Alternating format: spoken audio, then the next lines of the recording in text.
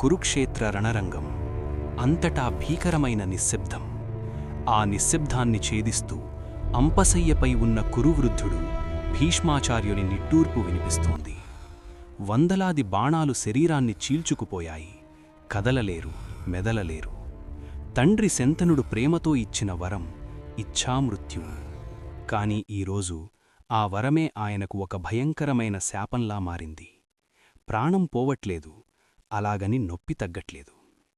ఎందుకు, నేనెందుకింత నరకాన్ని అనుభవిస్తున్నాను అని భీష్ముడు కళ్ళు మూసుకుని ధ్యానించగా ఆయన మనోనేత్రానికి తన పూర్వజన్మ రహస్యం గోచరించింది. అది ఒకానొక పూర్వకాలం.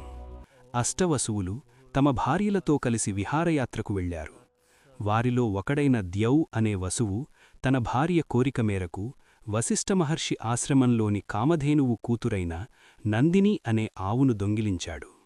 విషయం తెలుసుకున్న వశిష్ఠుడు ఆగ్రహంతో ఊగిపోయాడు. దేవతలై ఉండి దొంగతనం చేస్తారా?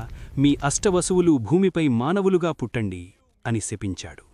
వసువులు కాళ్లపై పడి వేడుకోగా వశిష్ఠుడు శాంతించి ఇలా అన్నాడు: మిగిలిన 7 వసువులు పుట్టిన వెంటనే శాపవిముక్తి పొందుతారు.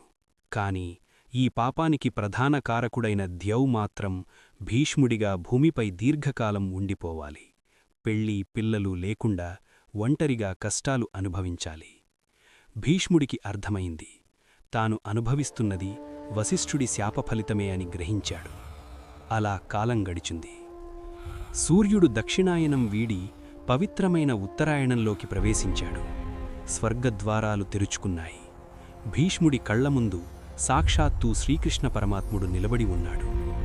కృష్ణ, నా కర్మ తీరిపోయింది, ఇక నేను బయలుదేరుతాను అని పలుకుతూ భీష్ముడు తన యోగబలంతో ప్రాణాన్ని విడిచాడు.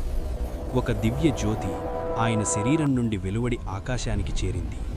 శాపం నుండి విముక్తి పొందిన భీష్ముడు తిరిగి అష్టవసువులలో కలిసిపోయాడు.